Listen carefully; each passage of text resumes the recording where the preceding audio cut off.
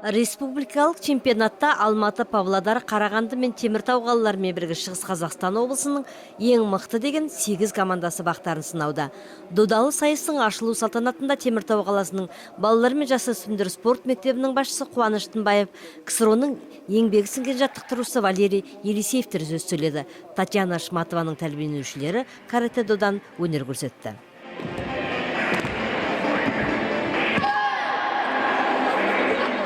8 команд разделены на 2 подгруппы, 2 по 4. 8 команда 2 топқа бөлінген, осылайша командалар ойнайды. 3 күнде жеңімпаздар анықталатын болады. Чемпионатта біздің қаламыздың намысын 2 команда қорғайды. Олар Қарағанды мен Теміртау қаласының волейболшыларынан құралған құрама команда мен екіншісі 15 жастағы волейболшылар командасы.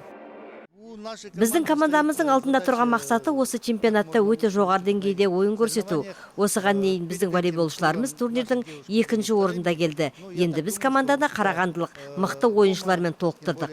Біздің қыздарымыз 1-ші орынды жеңіп алу үшін бар күштерін салады. Мария Кем облыстық құрама команданың ойыншысы. Волейболшы қыз команданың жеңістен үмітті екендігін айтады. Чемпионаттың алғашқы күні Қарағанды облысының командасы Маңғыстаудың командасымен кездесті. Біздің жерлестеріміз қарсыластарын 3-0 есебімен оңай жеңіске жетті. Со слабой командой намного сложнее играть, потому что не знаешь, чего от них ожидать. Әрине, осал командамен ойнаудың да қиындығы бар. Оларды білмейсің, не күтуге болатынын да білмейсің. Сондықтан біз күшімізді салып ойнауға тырыстық. Бірге жақсы ойын көрсеттік, бәрі жақсы болды.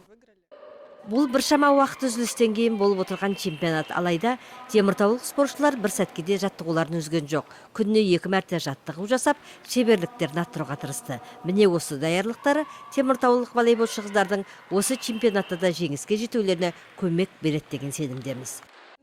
Жаттықтырушымыз біздің алдымызға жүлдегер қатарына енуді тапсырды. Біз тек жүлделі 1-ші орынды иеленуге тырысамыз.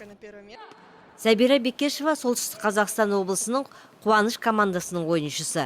Чемпионатта клуб 6-ші жыл қатысып отыр. Жазғы республика чемпионаттың жеңімпазы болып табылған.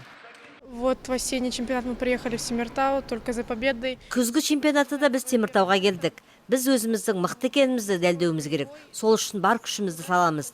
Тек 1-ші орын үшін күресеміз.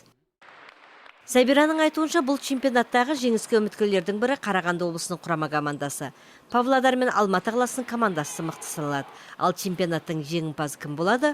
Оны қарашаның 9-ында белгілі болады. Сол күні республикалық чемпионаттың ақтық ойыны өтеді.